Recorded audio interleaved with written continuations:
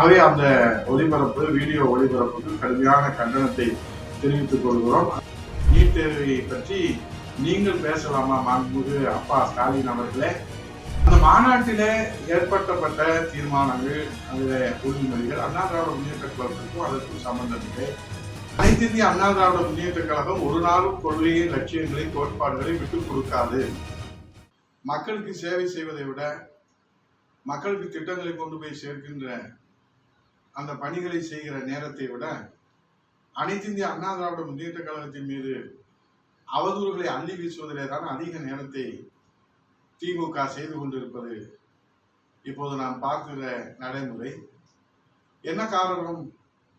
அனைத்து இந்திய அண்ணா திராவிட முன்னேற்ற கழகத்தை புரட்சித் தலைவர் எம்ஜிஆர், புரட்சித் தலைவர் அம்மா அவருடைய மறைவுக்கு பிறகு ஒரு சாமானிய தலைமை தாங்கி வழிநடத்தி கட்டுக்கோப்பாக, இராணுவ கட்டுக்கோப்பாக இன்றைக்கு இந்தியாவிலே எல்லோரும் ஒரு மதிக்கின்ற, எல்லோரும் பாராட்டுகின்ற வகையில புரட்சி தமிழ் எடப்பாடியார் ஒரு விவசாய மகனாக பிறந்து இன்றைக்கு அனைத்து இந்திய அண்ணா திராவிட முன்னேற்ற கழகத்தை இன்றைக்கு இமயவன உயர்த்தி இருக்கின்றார்கள். ஒவ்வொரு நாளும் செல்வாக்கை வளர்த்து கொண்டே இருக்கின்றார்கள். வருகிற 2026 அனைத்து இந்திய அண்ணா திராவிட முன்னேற்ற கழக கூட்டணி புரட்சி தமிழ் எடப்பாடி அவர்கள் தலைமையில மாபெரும் வெற்றி பெற்று அம்மாவின் ஆட்சி, புரட்சி தலைவர் எம்ஜிஆர் ஆட்சி மலர்வதற்கு இங்கே ஒவ்வொரு நாளும் அச்சாரம் அமைத்துக் கொண்டிருக்கின்றார்கள். மக்கள் அந்த நாளை எதிர்பார்த்து கொண்டிருக்கிறார்கள்.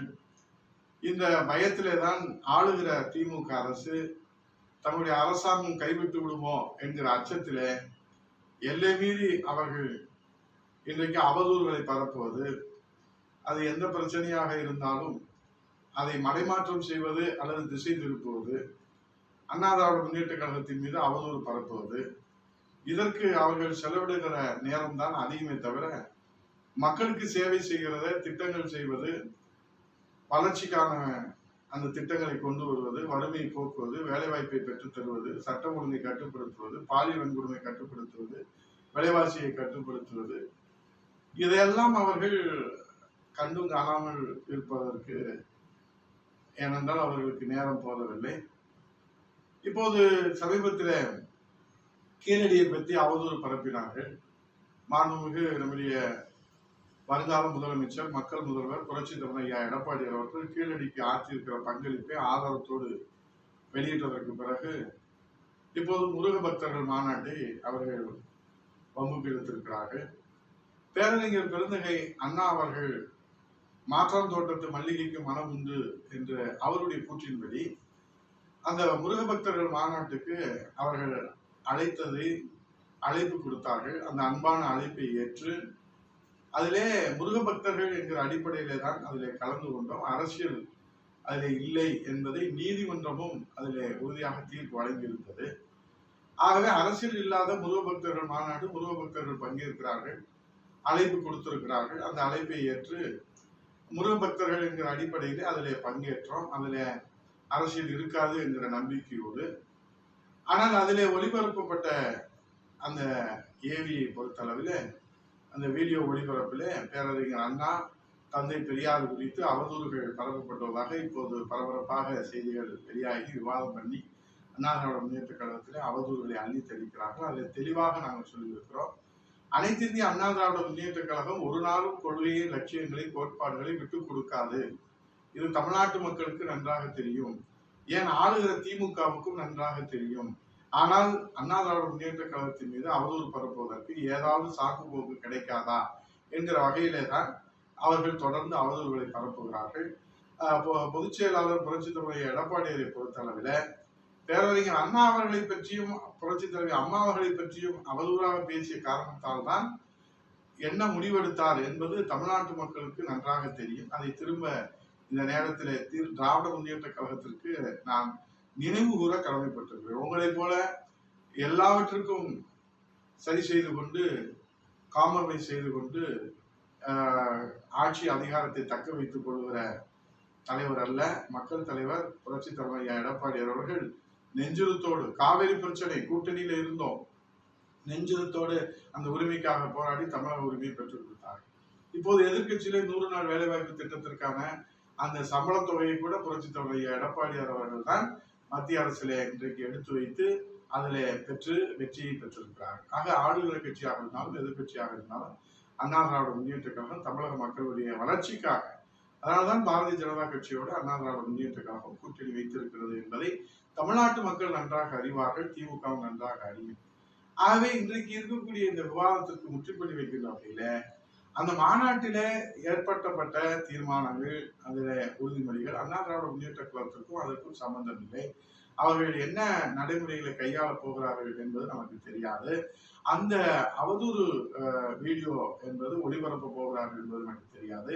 நீங்கள் முழு வீடியோவை பார்த்தீர்கள் என்று சொன்னால் நாங்கள் அந்த வீடியோ ஒளிபரப்பை பார்ப்பதற்கு வாய்ப்பே இல்லை. ஏன்னா நாங்கள் மேடை அந்த ஒளிபரப்புக்கு பின்புறத்தில் அமர்ந்திருந்த காரணத்தினாலே அது பார்ப்பதற்கு வாய்ப்பில்லை. இருந்த போதிலும் எங்கே எந்த இடத்துல தந்தை பெரியார் பேரறிஞர் அண்ணா அவர்களுக்கு அவதூறு இருந்தாலும் அதை தட்டி கேட்கிற வகையிலும் அதிலே எந்த வகையிலும் எதிர்த்து நிற்கிற, நெஞ்சுரத்தோடு எதிர்த்து நிற்கிற இயக்கம் தான் அனைத்து இந்திய அண்ணா திராவிட முன்னேற்ற கழகம்.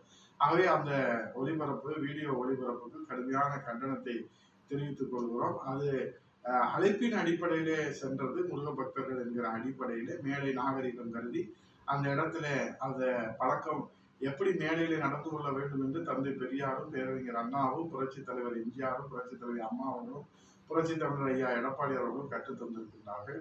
ஆகவே அழைப்பின் பேரில சென்றது. மாற்றாந்தோட்டத்து மல்லிகைக்கு மனமுண்டு என்று பேரறிஞர் பெருந்தகை அண்ணா அவர்களுடைய அந்த கூற்றின்படிதான் அந்த மாநாட்டிலே நாங்கள் பங்கேற்றோம். பேரறிஞர் அண்ணா அவர்களுக்கு ஒரு இழுக்கு என்று சொன்னால் அதை முதலாக எதிர்த்து குரல் கொடுக்கிற இயக்கம் அனைத்து இந்திய அண்ணா திராவிட முன்னேற்ற கழகம். உங்களை போன்று அண்ணாவால் கொட்டுகிற மலையிலே ராபின்சன் பூங்காவிலே தொடங்கப்பட்ட திராவிட முன்னேற்ற கழகத்தை ஒரு குடும்ப சொத்தாக்கி நிறுவன தலைவர் அண்ணா அவர்கள் தன் குடும்ப உறுப்பினர்களை யாருமே அதிலே ஈடுபடுத்தியது இல்லை. தன் வளர்ப்பு மகன் கூட அவர் அதிலே பங்கேற்க செய்வது இல்லை என்ற உறுதியோடு இருந்தார். ஆனால் அவர் உருவாக்கிய அந்த இயக்கத்தை நீங்கள் குடும்ப சொத்தாக்கி அதன் மூலமாக தமிழ்நாட்டில் நீங்கள் குடும்ப சொத்தாக்குவதற்கு அண்ணா திராவிட முன்னேற்ற கழகம் தடையாக இருக்கிறதே என்கிற அந்த உச்சபட்ச கோபத்திலே தான் அண்ணா திராவிட முன்னேற்ற கழகத்தின் மீது அவதூறுகளை அள்ளி தெளிக்கிறீர்கள்.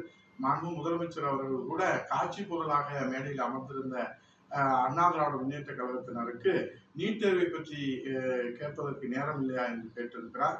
நீட் தேர்வை பற்றி நீங்கள் பேசலாமா மாண்புமிகு அப்பா ஸ்டாலின் அவர்களே? நீட் தேர்வை கொண்டு வந்தது நீங்கள் என்று மாண்புமிகு எதிர்கட்சி தலைவர் வருங்கால முதலமைச்சர் புரட்சி தலைவர் ஐயா எடப்பாடியார் அவர்கள் திரும்ப திரும்ப சொல்லியிருக்கிறார்கள். நீட் தேர்வு ரகசியம் எங்களுக்கு தெரியும், முதல் கையெழுத்து போடுவோம் என்று பச்சை பொய் பேசிய நீங்கள் இன்றைக்கு நீட் தேர்வை பற்றி பேசுவதற்கு என்ன விதமான உங்கள் தகுதி இருக்கிறது என்பதை உங்கள் மனசாட்சிக்கே நாங்கள் விட்டு விடுகின்றோம். ஆகவே மக்கள் மறதியை நீங்கள் பயன்படுத்தி கொண்டு மக்கள் மறந்து விடுவார்கள் என்கிற அடிப்படையிலே நீங்கள் எப்படி வேண்டுமானாலும் அறிக்கை வெளியிடலாம் என்பதை இந்த தமிழ்நாட்டு மக்கள் ஒரு நாளும் ஏற்றுக்கொள்ள மாட்டார்கள். ஆகவே அண்ணா திராவிட முன்னேற்ற கழகத்தின் செல்வாக்கை கண்டு அஞ்சி நடுங்கி போயிருக்கிற முதலமைச்சர் 1 to 1 என்று திமுக நிர்வாகிகளை சந்திக்கிறார். இன்றைக்கு கூட தென் மாவட்டத்திலிருந்து ஆண்டிப்பட்டி, தேனியிலிருந்து ஆண்டிப்பட்டி, மதுரையிலிருந்து சோழவந்தான், விருதுநகரிலிருந்து சிறுவிழுத்தூர் என்று 1 to 1 நிர்வாகிகளை சந்திக்கக்கூடிய அச்சம் ஏன் ஏற்பட்டிருக்கிறது என்பதுதான் இப்போது தமிழ்நாட்டு மக்களுடைய கேள்வியாக இருக்கிறது. ஆகவே மாண்புமிகு முதலமைச்சர் அவர்களை நீட் தேர்வு என்பது நீங்கள் கொண்டு வந்தது, நீங்கள் தான் அதை அறிமுகப்படுத்தினீர்கள். நீங்கள் கூட்டணி ஆட்சியில் இருக்கிற போதுதான் காங்கிரஸ் அதை கொண்டு வந்தது என்பதை நீங்கள் மறந்து விட்டு பேசக்கூடாது, அல்லது மறைத்து விட்டு பேசக்கூடாது. நாங்கள் ஆட்சிக்கு வந்தால் நீட் தேர்வை ரத்து செய்வோம் என்று வாக்குறுதி கொடுத்தது நீங்கள். அந்த தேர்தல் வாக்குறுதியை காற்றிலே பறக்க விட்டுவிட்டு உங்கள் தவப்புதல்வர் உதயநிதி ஸ்டாலின் அவர்கள் மேடைக்கு மேலே வாக்குறுதி கொடுத்தார்கள். ஆனால் இன்றைக்கு அதையெல்லாம் மூடி மறைத்து விட்டு 5 லட்சத்திற்கு மேலே கையெழுத்து வாங்கி குப்பைக்குடியிலே போட்டுவிட்டு சட்டசபையில மாண்புமிகு எதிர்கட்சி தலைவர் வருங்கால முதலமைச்சர் புரட்சி தலைவர் ஐயா எடப்பாடியார் கேள்வி கேட்ட போது நீங்கள் என்ன சொன்னீர்கள்? எங்கள் கையில என்ன இருக்கிறது, அது மத்திய அரசினுடைய கையிலே தான் இருக்கிறது என்று நீங்கள் சொல்லுகிறீர்களே. அப்படியானால் நீங்கள் தேர்தல் வாக்குறுதி எப்போது கொடுத்தீர்கள்? இதையெல்லாம் நீங்கள் சிந்தித்து பார்க்க வேண்டும். ஆகவே நீங்கள் சட்டமன்ற தேர்தலுக்கு கொடுத்த தேர்தல் வாக்குறுதி தான் இது, நீங்கள் நாடாளுமன்ற தேர்தலுக்கு கொடுத்த வாக்குறுதிகள் அல்ல. ஆகவே சட்டமன்ற தேர்தலில் ஆட்சி அதிகாரத்துக்கு வந்தால் முதல் கையெழுத்து என்று போடுவோம் என்று சொன்னது அப்பா ஸ்டாலின் தான்.